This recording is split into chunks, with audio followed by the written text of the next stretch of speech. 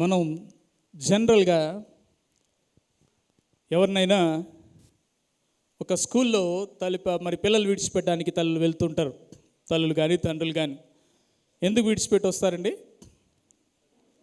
చదువుకోవడానికి. ఒక ప్రత్యేకమైన పని ఉంది కాబట్టి ఆయనకి. మరి చాలామంది తల్లిదండ్రులు పెద్ద వాళ్ళు ఉన్నవాళ్ళు వాళ్ళ కుమారులు కానీ కుమార్తెలు కానీ ఫారెన్ కంట్రీస్ వెళ్తుంటారు. ఫారెన్ కంట్రీస్ వెళ్తున్నప్పుడు మరి ఎయిర్పోర్ట్లో వాళ్ళని విడవలేక విడిచిపెట్టి వస్తుంటారు. ఎందుకండి? ఫారెన్లో మంచిగా చదువుకోవాలని కానీ ఒక మంచి ఉద్యోగం కొరకు కానీ, అంటే ఒక ప్రత్యేకమైన ఉద్దేశంతో వారిని విడిచిపెట్టడం జరుగుతుంది కదా. అదేవిధంగా యేసుక్రీస్తు వారు సిలువ మీద ఉన్నప్పుడు మరి తండ్రి కూడా ఆయన్ని ఒక ప్రత్యేకమైన మిషన్తో, ఒక ప్రత్యేకమైన ఉద్దేశంతో విడిచిపెట్టాడు. నేను 2 విషయాలు ఈ మాటలు మీకు చెప్పాలని ఆశపడుతున్నాను. యేసుక్రీస్తు వారు పలికినటువంటి 4వ మాటలో 2 విషయాలు ఉన్నాయి. It's a moment and a mission. Moment అంటే కొద్ది సమయం పాటు, ఇట్స్ ఎ మిషన్ ఒక ప్రత్యేకమైన కార్యాన్ని జరిగించడం కోసం యేసుక్రీస్తు వారు సిలువలో ఉన్నప్పుడు మరి తండ్రి అయిన దేవుడు విడిచిపెట్టడం జరిగింది. అవునండి. యేసుక్రీస్తు వారు మరి సిలువలో పలికినటువంటి ఆ మాట చూసుకుందాం. 27వ అధ్యాయం 46వ వచనంలో ఇంచుమించు 3 గంటలంటూ యేసు ఏలీ ఏలీ లామా సబక్తాని అని బిగ్గరగా కేకవేశాను. ఆ మాటకు నా దేవా నన్నెందుకు చేయి విడిచితివని అర్థము. ఈ మాట చదువుతున్నప్పుడు చాలా సులువుగా చదువుతున్నామేమో కానీ యేసుక్రీస్తు వారు అప్పటికి చాలా సమయం అయింది. ఆయన శరీరం దున్నపడింది, ఆయన శరీరం నలగగొట్టబడింది, ఆయన శరీరం మేకులతో సిలువ మీద వేలాడుతూ ఉంది. ఆయన దేన్నైనా తండ్రి తట్టుకోగలిగాడు, కానీ తండ్రి ఎడబాటుని తట్టుకోవడానికి చాలా వేదన చెందాడు. మరి ఎవరు ఈ మాట చెప్పినా కానీ 4వ మాట చెప్తూ ఉన్నప్పుడు ఇది చాలా వేదనతో కూడిన మాట అని చెప్తారు. నిజమే, తండ్రి ఎడబాటు అనేది చాలా వేదన కలిగిస్తుంది. నేను ఇప్పుడు చెప్పాను కదా, మరి ఎవరైనా విదేశాలు వెళ్తున్నప్పుడు ఎయిర్పోర్ట్లో చూస్తూ ఉంటాం మనం, తల్లిదండ్రులు బయట నుంచి ఏడుస్తూ ఉంటారు. వాళ్ళని విడిచిపెడుతూ ఉన్నప్పుడు దూరంగా వెళ్ళిపోతున్నారు అని. ఎందుకండి? వాళ్ళని అనాథలుగా విడిచిపెట్టేస్తున్నారా?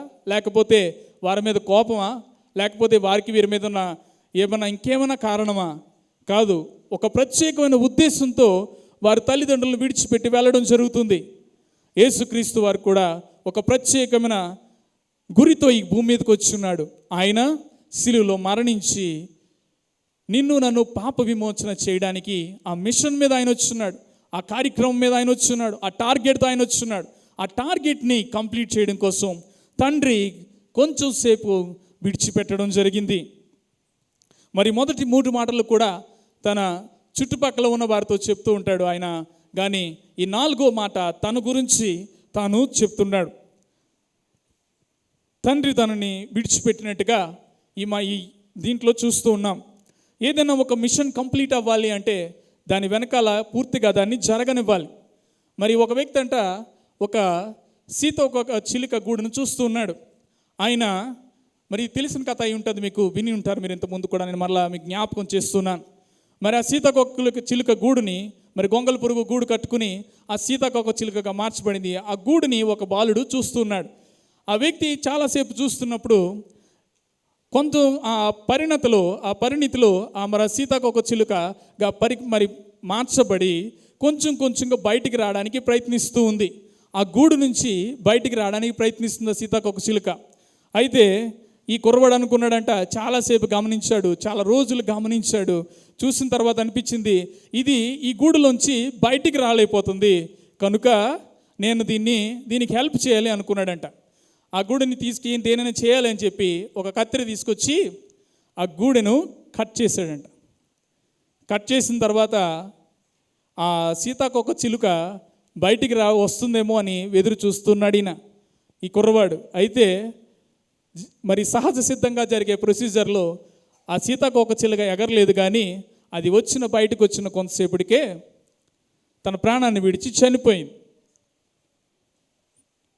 దీనిలో మనం తెలుసుకోవాల్సిన విషయం ఏంటంటే, ఆ సీతాకోక చిలుక దానికి ఒక క్రమాన్ని దేవుడు ఏర్పాటు చేశాడు. ఆ క్రమంలో అది దాని సీతాకోక రెక్కలు చీల్చుకుని ఆ గూడుని బిచ్చుకుని వచ్చినప్పుడు ఆ రెక్కలలోకి ఒక రకమైన లిక్విడ్ ప్రసరిస్తుందంట. ఆ లిక్విడ్ వెళ్ళినప్పుడు ఏమొస్తుందంటే, ఆ రెక్కలు విప్పబడి ఆ రెక్కలు అది చాలా ఫోర్స్గా ప్రయత్నిస్తున్నప్పుడు ఆ బాడీలో ఉన్న లిక్విడ్ అంతా రెక్కల్లోకి వెళ్ళి ఆ రెక్కలు విచ్చుకోవడానికి ప్రయత్నం చేస్తాయి.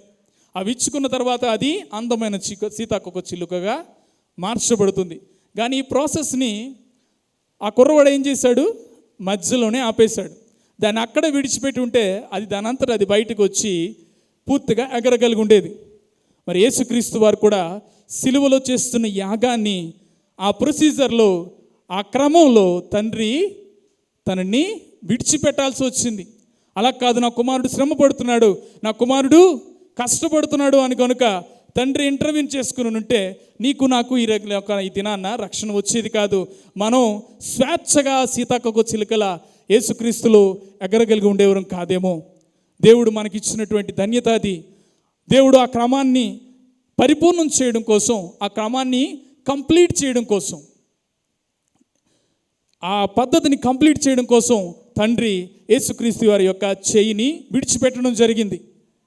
యేసుక్రీస్తు వారిని కనుక విడిచిపెట్టకపోతే మనం ఎక్కడైతే మరి ఆదాము అవ్వలు దగ్గర చేసినటువంటి పాపం దగ్గర నుంచి వారు దేవుడి నుంచి ఎలాగ దూరం చేయబడ్డారో మళ్ళీ తిరిగి దేవుడి దగ్గరికి వెళ్ళాలంటే ఈ మధ్య కాలంలో ఏం జరిగేదండి, ఏదైనా పాపం చేసినట్లయితే ఒక గొర్రె పిల్లను కానీ ఒక గోడను కానీ దేన్నో దాన్ని తీసుకుని వచ్చి దాన్ని స్కేప్ గోడ్ అనేవారు. కొన్ని కాలంలో స్కేప్ గోడ్ అంటే ఒక బలి పశువుగా దాన్ని చిత్రీకరించేవారు.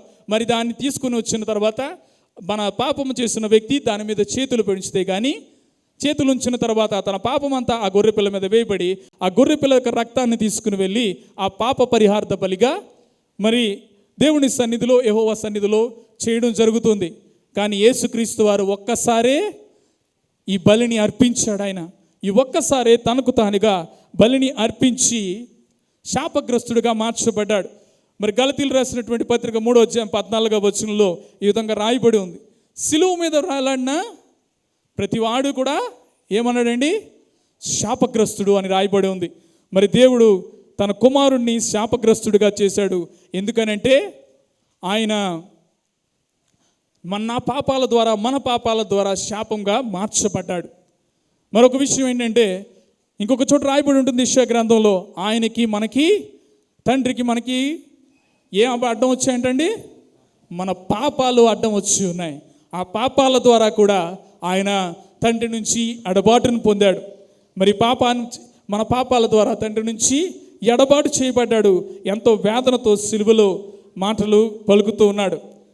ఆయన ఆ మాట పలికినప్పుడు ఆ ముందు చూసినట్లయితే మధ్యాహ్నం మొదలుకొని 3 గంటల వరకు ఆ దేశం అంతటా చీకటి కమ్మిందంట.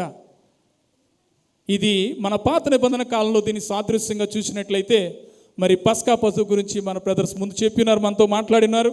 ఆ దినాన్న ఐగుప్తు నుంచి ఇశ్రాయేలులను బయటకు తీసుకొచ్చేటప్పుడు ఆఖరి తెగులుగా మరి యెహోవా చెప్పినది ఏంటంటే, మీరు ఒక పస్కా పశువును తెచ్చి దాన్ని వధించి దాని యొక్క రక్తాన్ని మీ కమ్మెల మీద రాసినప్పుడు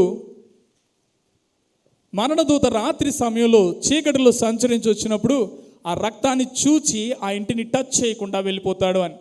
ఈ మధ్య నేను ఒక వాట్సాప్లో ఒక మంచి పోస్ట్ చూశాను. ఆ పోస్ట్ చూసినప్పుడు చాలా ఆశ్చర్యం అనిపించింది. అది చాలా మీనింగ్ఫుల్గా ఉంది. దాని మీద ఏం రాస్తుందంటే, యేసయ్య కానీ మరణదూత కానీ అది వెళ్ళినప్పుడంట ఆ ఇనుప కమ్మెల మీద ఉన్నటువంటి ఆ రక్తాన్ని మాత్రమే చూస్తుందంట. ఏం చూస్తుందండి, ఆ రక్తాన్ని మాత్రమే ఆ మరణదూత చూస్తున్నాడంట. ఏంటండి, ఈ గృహం మీద ఈ గుమ్మాల మీద రక్తం వేయబడి ఉందా అని చూశాడు. కానీ లోపల ఉన్నది ఎవరు అనేది గమనించలేదు. లోపల మంచోడు ఉన్నాడా, లోపల చెడ్డవాడు ఉన్నాడా, లోపల నీతిమంతుడు ఉన్నాడా, లోపల అనీతిమంతుడు ఉన్నాడా, లేకపోతే పాపాత్ముడు ఉన్నాడా, దుర్మార్గుడు ఉన్నాడా, ఎన్ని పాపాలు చేస్తున్నాడు ఉన్నాడా అని అది చూడలేదు. మరణదూత ఏది చూసిందండి, వధింపబడిన గొర్రెపిల్ల యొక్క రక్తాన్ని మాత్రమే చూసి ఆ ఇంటిని దాటిపోయింది. మరి ఈ దినాన యేసుక్రీస్తు వారు సిలువలో కార్చిన రక్తాన్ని బట్టి, ఆ రక్తం మన ఇంటి గుమ్మం మీద ఉండడం బట్టి దేవుడు మనకి ఇచ్చినటువంటి కాపుదల అది. ఈరోజు కూడా ఆ రక్తం మనల్ని రక్షిస్తూనే ఉంది. ఆ రోజు ఆ వధింపబడిన గొర్రెపిల్ల ఇశ్రాయేలుని రక్షించినట్లయితే లోపల ఎవరైనా ఉండొచ్చు, మనం ఏ దుర్మార్గులమైనా అవ్వచ్చు, ఎంత పాపాలమైనా చేసినట్టు ఉండొచ్చు, నీతిమంతులమైనా అయి ఉండొచ్చు, కానీ నిన్ను రక్షించబడాలి అంటే ఏం కావాలండి? రక్తం చిందింపబడాలి. ఆ రక్తం సిలువలో చిందింపబడింది ఆ దినాన్న. కనుకే తండ్రి నుంచి ఎడబాటు చేయబడింది. ఆ చీకటి కూడా ముందు సృష్టి కూడా దీన్ని ఒక వ్యక్తి మంచిగా వర్ణించాడు అంట. ఏమనండి? సృష్టి కూడా సృష్టికర్త మరణాన్ని చూసి తట్టుకోలేక సృష్టి కూడా కళ్ళు మూసుకుందంట. నిజమే కదా?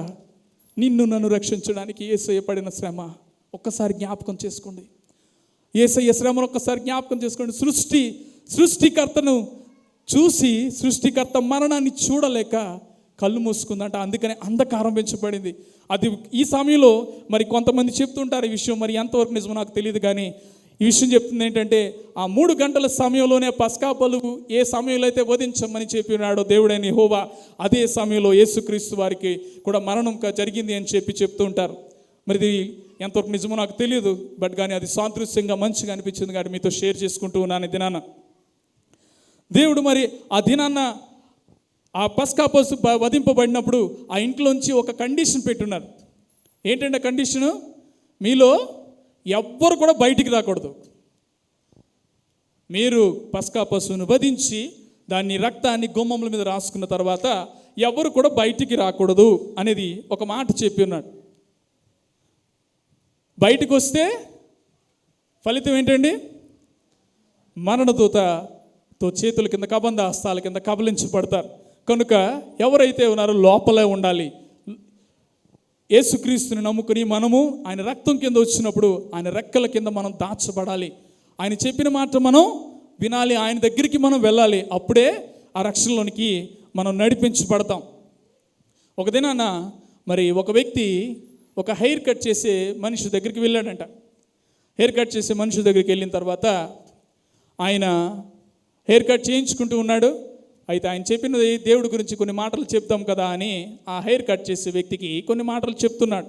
దేవుడు ప్రేమమయుడు, దేవుడు ప్రేమిస్తున్నాడు, నువ్వు కూడా దేవుడిని నమ్ముకో, దేవుడిని మాటలు మారు, దేవుడు మారు మనసు పొందు, నువ్వు రక్షణ పొందు, దేవుడిని నమ్ముకున్నట్లయితే నువ్వు రక్షింపబడతానని చెప్తుంటే ఆయన అన్నాడంట, ఆ హెయిర్ కట్ చేసే వ్యక్తి, దేవుడు లేడు సార్, దేవుడు ఉంటే ఈ దుర్మార్గాలన్నీ ఎందుకు జరుగుతాయి?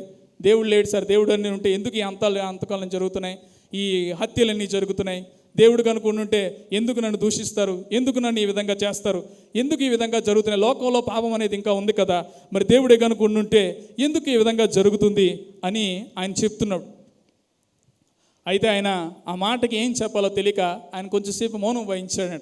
మౌనం వహించిన తర్వాత కొంచెం సేపటి తర్వాత ఒక పిచ్చివాడు బాగా జుట్టు పెంచుకుని బాగా జుట్టులేసి మొత్తం జుట్టు అంతా పెరిగిపోయి బయట తిరుగుతూ ఉన్నాడంట.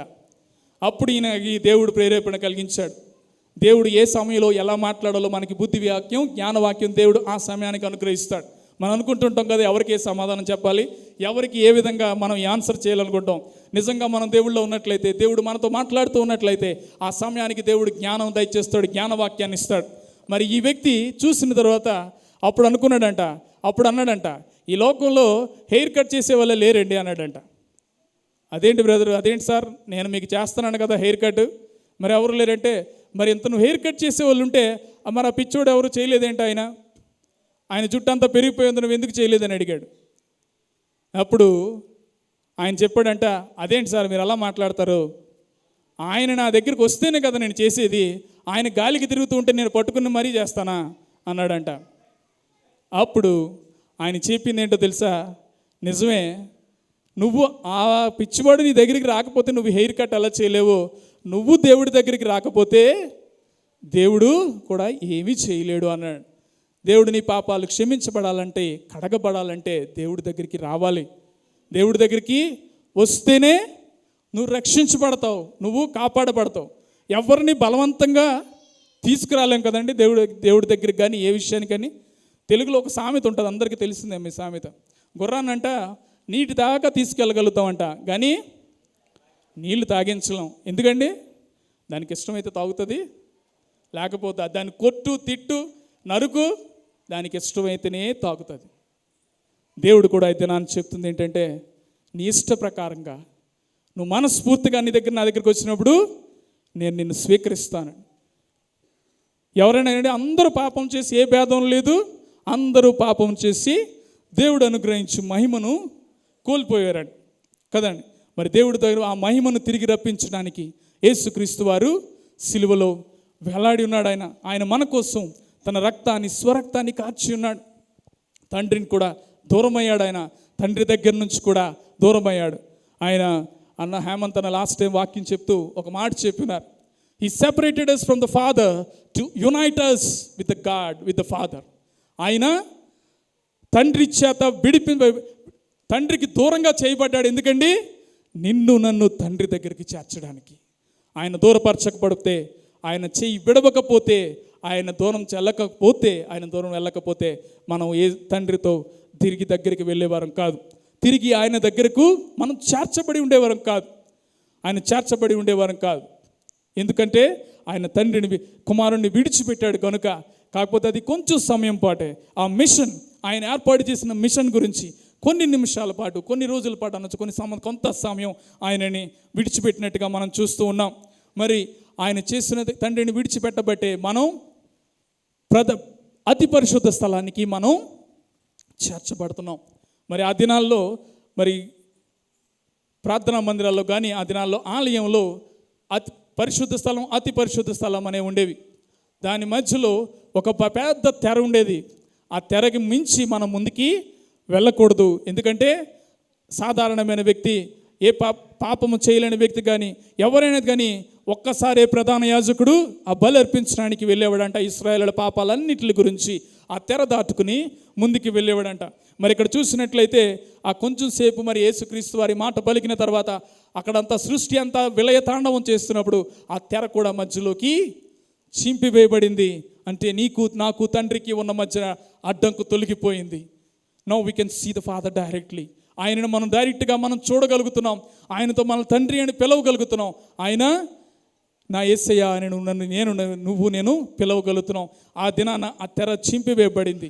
మరి పాత నిబంధన కాలంలో చెప్తూ ఉంటారు కొంతమందికి, ఆయన మరి ప్రధాన యాజకుడు కానీ ఎవరైనా మరి బలి అర్పించడానికి వెళ్ళిపోయేటప్పుడు ఆ నడుముకి ఒక గంట కడుతుండేవారంట.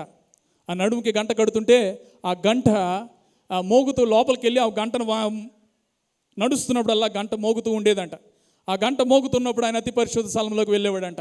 ఆయన అతి పరిశుద్ధ స్థలంలోకి వెళ్ళి బలి అర్పించిన తర్వాత ఆ రక్తం చిమ్మిన తర్వాత మళ్ళీ తిరిగి వచ్చేవాడంట. ఆ గంట ఎందుకు కట్టేవారో తెలుసండి? ఈలోగా కనుక ఆయన ఏదైనా పాపం చేసి ఉంటే, దేవుడు ఉగ్రత ఆయన మీదకి వచ్చి ఉంటే ఆయన అక్కడికక్కడే చనిపోయి ఉండేవాడంట. మరి చనిపోతే అతి పరిశుద్ధ స్థలంలోకి ఎవరు మనకు వెళ్ళడానికి అర్హులు కాదు. మరి ఆ బాడీని ఎలా తీసుకురావాలి? ఆయన తాడుకి, ఆయనకు ఒక నడుముకు ఒక తాడు కట్టేవారు.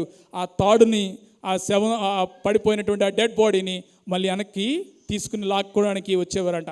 ఆ గంట మోగుతున్నంతసేపు ఆ ప్రధాన యాజకుడు సజీవుడిగా ఉన్నాడు, మనకే పాపం లేదు, మన కొరకు పాప పరిహార్థ బలి అర్పిస్తూ ఉన్నాడు అని. తర్వాత ఆ గంట ఎప్పుడైతే మోగబోతుందో దేవుని ఉగ్రత ఆయన మీదకి వచ్చింది అని. అంత అతి పరిశుద్ధ స్థలాన్ని గురించి మాట్లాడుతున్నప్పుడు యేసుక్రీస్తు వారు ఒక్కసారి బలి అర్పించి తన స్వరక్తం ఇచ్చి ఆయన మనల్ని కొనుక్కున్నాడు. అదే కదా ఈ వాక్యంలో మాట రాసి ఉంటుంది. హెబ్రీలు రాసినటువంటి పత్రిక 9వ అధ్యాయం 12వ వచనంలో, కోడల యొక్కయు ఎడ్ల యొక్కయు రక్తము చేత కాక ఆయన తన స్వరక్తంతో ఒక్కసారే ఆయన సన్నిధికి వెళ్ళడం జరిగింది. ఆయన తన రక్తాన్ని ద్వారా మనకి విమోచన కలిగించడం జరిగింది. మరి ఈ విషయంలో చూసినట్లయితే దేవుడు చేసిన బలియాగాన్ని, త్యాగాన్ని మనం జ్ఞాపకం చేసుకోవచ్చు. ఆయన నిన్ను నన్ను ప్రేమించిన దేవుడికి మనం ఏం చేస్తున్నాం? నేను ఇంకొక విషయం చెప్పాలని ఆశపడుతున్నాను. దేవుడు ఆ దినాన తండ్రి చెయ్యి విడిచిపెట్టాడని ఆవేదన చెందాడు. ఈ దినాన యేసయ్య నువ్వు ఆయన చెయ్యి పట్టుకోవట్లేదని ఆవేదన పడుతున్నాడు. విషయాన్ని గమనిద్దాం. ప్రతి సమయంలో శ్రమ అయినా, హింస అయినా, కరువైనా, ఖడ్గమైనా, ఏదైనా ఆయన చెయ్యి మనం పట్టుకోవాలి. మనం ఆయన చెయ్యి పట్టుకున్నప్పుడే ఆయన మన చెయ్యి పట్టుకుంటాడు. మనం పట్టుకున్నంత వరకు ఆయన నిన్ను బలవంతంగా లాక్కొచ్చేయడు. బలవంతంగా లాగి తీసుకురాడు. ఆయన పట్టుకుంటే అద్భుతాలు జరుగుతాయి. ఆయన పట్టుకుంటే మన జీవితాలు మారుతాయి కదండి. ఆయన జీవితాలు మార్చగలిగే దేవుడు. మరి మా దగ్గర ఒకసారి మేము ఎన్టీపీసీలో పనిచేస్తున్నప్పుడు అక్కడ ఒక ఆటో యాక్సిడెంట్ జరిగింది. అది చాలా హృదయ విదారకంగా జరిగింది అనమాట. అది విన్నప్పుడు మాకు చాలా బాధ అనిపించింది.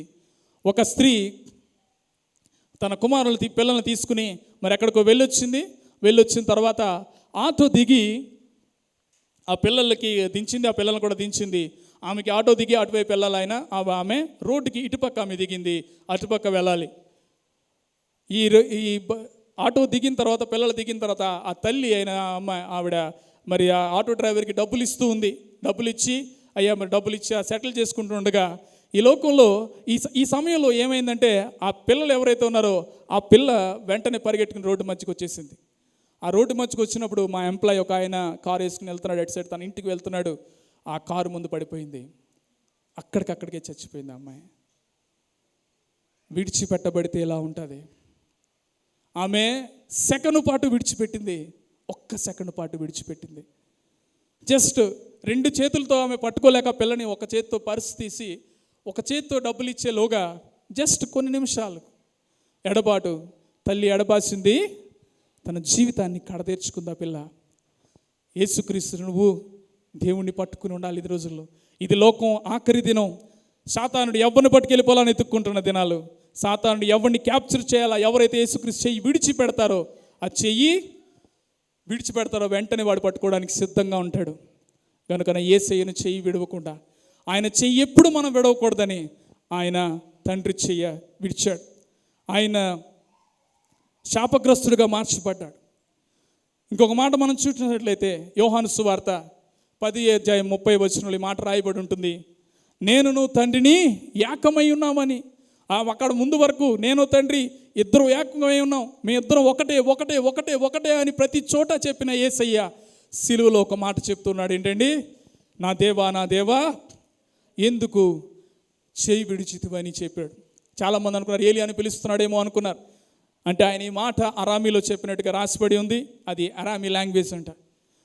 భాష ఏదైనా కానీ భావం ముఖ్యం. భాష ఏదైనా అవ్వచ్చు, ఆయన ఎంత ఆవేదనతో చెప్తున్నాడు అనేది ముఖ్యం. నిన్ను నన్ను తండ్రితో ఏకం చేయడానికి, నిన్ను నన్ను తండ్రినితో సమకూర్చడానికి ఆయన తండ్రి చేత వేరు చేయబడ్డాడు. కొన్ని క్షణాల పాటు ఆయన మరలా తిరిగి మరి కనపడినప్పుడు అంటాడు కదా, నేను తండ్రి అంతకు తిరిగి వెళ్ళుచున్నాను అని. దేవుడు నిన్ను నీ కొరకు నా కొరకు నన్ను రక్షించడానికి దేవుడు తన తండ్రి చెయ్యి విడిచిపెట్టున్నాడు. నేను ఆఖరిగా ఒక చిన్న మాట చెప్పి నేను ముగిస్తాను. ఒక చిన్న మిలిందా అనే ఒక వ్యక్తి, మరి చిన్న పాప ఒక ఇంట్లో ఉంటుంది. వాళ్ళ తల్లిదండ్రులిద్దరికీ కూడా మరి దేవుడి గురించి అస్సలు తెలియదు. దేవుడు అంటే వాళ్ళు చాలా వ్యతిరేకస్తులు. ఈ దినంలో దేవుడు వ్యతిరేకించే వాళ్ళు ఎక్కువైపోయారు ప్రేమించేవారి కన్నా. ఎంతగా వ్యతిరేకిస్తున్నారంటే నాకు ఒక్కొక్కసారి బాధ అనిపిస్తూ ఉంటుంది.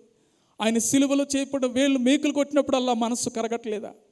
ఆయన సిలువలో ఎలాడుతూ చేసిన దృశ్యాలు ఎన్నో వాట్సాప్లో తిరుగుతున్నాయి. నాకు ఆ మేకు కూడా చూస్తుంటే ఒళ్ళంతా జలధరిస్తుంటుంది. ప్రభా ఎలా భరించావు నాయన నువ్వు అని, ఎలా నువ్వు సహించావు ప్రభా, ఆ మేకులు ఎలా సహించావు నాయన, how can it is possible అని చాలా బాధ అనిపిస్తుంటుంది. అయితే ఈ కుమార్తె ఆ తల్లిదండ్రులకి క్రైస్తవ వ్యతిరేకుల వాళ్ళు, ఆ కుమార్తె ఒకరోజు ఏదో పని మీద కుమార్తెను పంపించారు బయటికి. ఆ కుమార్తె బయటికి వెళ్ళొచ్చి తిరిగి వస్తుండగా దారిలో ఆమెకి ఒక మాటలు వినపడుతున్నాయి. మంచిగా పాటలు పాడుతూ ఉన్నారు. ఈ పాటలు ఏవో బాగున్నాయి, నాకు హృదయాన్ని వినసొంపుగా ఉన్నాయని ఆ అమ్మాయి ఆ మందిరంలోకి వెళ్ళిన తర్వాత ఆ పాటలు వింటూ ఉంటే ఆయన అక్కడ ప్రసంగికుడు యేసుక్రీస్తు ప్రేమను గురించి, యేసుక్రీస్తు యొక్క త్యాగాన్ని గురించి ఎక్స్ప్లెయిన్ చేస్తూ ఉన్నాడు. ఆయన చేస్తూ ఉంటే ఈ పిల్ల మనసు కరిగిపోయింది. ఆ పిల్ల హృదయం దేవుడితో తాకబడింది, దేవుడి ఆత్మచేత. ఆ పాస్టర్ గారు వాక్యం అంతా చెప్పిన తర్వాత లాస్ట్ టైం మరి ఆల్టర్ కాల్ ఇచ్చున్నారు. ఆల్టర్ కాల్ ఇచ్చిన తర్వాత ఎవరైనా మీలో దేవుడిని అంగీకరిస్తున్నారా? ఎవరైనా మీలో దేవుడిని తెలుసుకోవాలని ఆశపడుతున్నారా? ఎవరైనా మీలో దేవుడి కోసం జీవించాలని ఆశపడుతున్నారా అన్నప్పుడు ఈ పిల్ల మరి ఆ మిలింద అనే అమ్మాయి తనకి తెలియకుండానే ఆల్టర్ ముందుకు వెళ్ళిన తర్వాత వారితో చెప్పింది, నన్ను యేసుక్రీస్తు ప్రేమిస్తున్నాడా నాకు తెలియదు ఎన్నిసార్లు, ఇంతకాలంలో నాకు తెలియదు దేవుడు నన్ను ప్రేమిస్తున్నాడా, నేను క్షమించబడతానా అని అడిగినప్పుడు, అమ్మ నేను ప్రేమిస్తాడు అమ్మ దేవుడు, నేను కాపాడుతాడని అడిగినప్పుడు, మరి బాప్టిజం నేను ఏం చేయాలంటే బాప్టిజం తీసుకోవడానికి బాప్టిజాలు ఇవ్వబడుతున్నాయి. మరి అక్కడ బాప్టిజం ఇవ్వడానికి ఆ అమ్మాయి వెళ్ళింది, బాప్టిజం కూడా తీసుకున్న తర్వాత ఆ అమ్మాయి చెప్పాలా అని సంతోషంతో ఆ అమ్మాయి బయటకు వచ్చింది. తర్వాత ఆ అమ్మాయికి బయటకు వచ్చిన తర్వాత గుర్తొచ్చింది, అరే అమ్మ నాకు ఏదో పని చెప్పింది, నేను దాని గురించి మర్చిపోయాను, ఇప్పుడు ఇంటికి వెళ్తే నా పరిస్థితి ఏంటంటే, బయట విపరీతంగా వర్షం పడుతుంది. వర్షం పడిన తర్వాత ఆ వర్షంలో తడుచుకుంటూ తన తల్లి దగ్గరికి వెళ్ళింది. ఇంటి దగ్గరికి వెళ్ళగానే తల్లి కాసుకున్నది కోపంగా, మిలిందా నువ్వు ఎక్కడికి వెళ్ళావు, ఎంతసేపు నువ్వు కనపడలేదు అంటే, అమ్మ నేను లేట్ అయింది నిజమే, నేను చెప్పిన పని చేయలేదమ్మా, నన్ను క్షమించు, కానీ నేను ఈరోజు ఒక కొత్త విషయాన్ని తెలుసుకున్నానమ్మా, యేసయ్య ప్రేమను గురించి తెలుసుకున్నాను. ఆ యేసయ్య అనే మాట వినగానే వాళ్ళకి విపరీతమైన కోపం వచ్చింది. ఆయన ప్రేమ నీకు తెలియదమ్మా, నాకు ఇలాగైందండి, అస్సలు వినట్లేదు. ఇంత తండ్రి వచ్చి విపరీతంగా బిడ్డలను కొట్టాడు. చిన్నపిల్లని కొట్టిన తర్వాత ఆ పిల్లంతా గౌను మీద అంతా రక్త మార్కలతో మొత్తం రక్తం స్రవించింది. ఆ పిల్లని అనే వ్యాధి కూడా వచ్చింది కనుక ఈ పిల్ల ఊపిరి పీల్చుకోవడం కష్టం అవుతుందని ఆ అమ్మాయి 3 రోజులు అలాగే ఉందంట. ఆ తండ్రి ఆ పిల్లను చూడలేకపోతున్నాడు. కానీ ఆ అమ్మాయి చాలా రోజులు పాపం అలాగే దేవుడిని స్తుతిస్తూ దేవుడిని ఆరాధిస్తూ చివరిలో ఒక మాట ఉందంట. ఆ మాట చాలా కన్నీళ్ళు తెప్పించాయి నాకు. ఆ మాట అన్నదంట, అమ్మ నన్ను డాడీ కొట్టారు కదా, ఆ కొట్టినప్పుడు ఆ గౌన్ ఉంది కదమ్మా, ఆ గౌన్ తీసుకురావా ఒకసారి అందంట. ఎందుకమ్మా గౌన్ ఎందుకు తెలి నీకు ఇప్పుడు అంటే, ఆ గౌన్ మీద నా రక్తపు మార్కులు ఉన్నాయమ్మా, నేను ఒక్కసారి చూసుకుంటానమ్మా. అమ్మ వద్దా, ఆ తల్లి హృదయం విరిగిపోతుంది, ఆ తల్లి హృదయం అల్లాడిపోతుంది. అయితే అప్పుడు చెప్పిందంట, అమ్మ ఎందుకు లేరా నువ్వు అంటే, లేదు నాకు తెచ్చు అన్నదట. లాస్ట్కి నువ్వు ఎందుకు తెమ్మన్నావు అని అడిగితే ఆ అమ్మాయి ఒక మాట చెప్పిందంట. అదే ఆ అమ్మాయి చివరి మాటలు ఏంటంటే, అమ్మ నన్ను రాత్రి ఒక పరలోకపు దూత వచ్చింది నా దగ్గర, యేసయ్య నన్ను రమ్మంటున్నాడమ్మా, యేసయ్య నన్ను తీసుకువెళ్ళిపోతాడమ్మా అని చెప్పింది. ఆ రోజు తీసుకువెళ్ళిపోతాడు అన్నప్పుడు, ఎందుకమ్మా మరి గౌన్ ఎందుకంటే, అమ్మా నేను యేసయ్య ముందు నించున్నప్పుడు నా గౌను చూపెడతానమ్మా, నేను యేసయ్య నీకోసం నీ రక్తాన్ని కార్చనయ్యా, నా కోసం యేసయ్య నీకోసం ఈ రక్తం కార్చనయ్యా అని చెప్తానమ్మా. ఆ మాట విన్నప్పుడు నాకు చాలా బాధ అనిపించింది. Are you ready to do this? మనం అది సిద్ధంగా ఉన్నామా? కళ్ళు మూసుకుందాం ఒక్క నిమిషం. ఆ పిల్ల చెప్పిన మాటలు మనం చెప్పగలుగుతామా? తండ్రి నీ కోసం, పరమ తండ్రినే విడిచి ఉన్నాడు. ఆ తండ్రి విడిచిపెట్టి నీ రక్షణ కోసం శాపగ్రస్తుడిగా సిలువ మీద నిలవబడ్డాడు. ఆ తండ్రిని జ్ఞాపకం చేసుకో. ఆ తండ్రికి నీకోసం, ఆ తండ్రి కోసం ఏదైనా చేయడానికి సిద్ధపడతావా?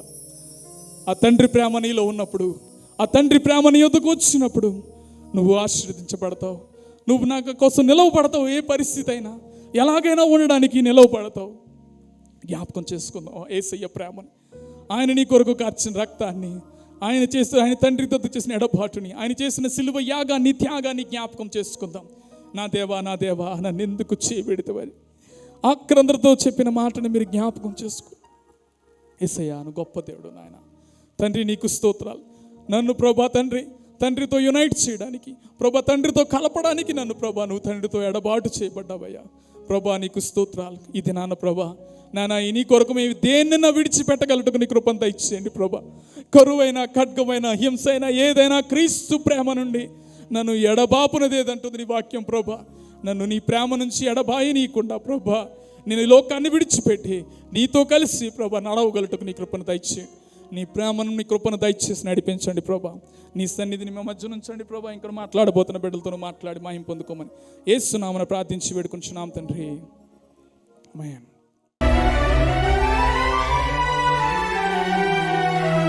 ఆశల్లో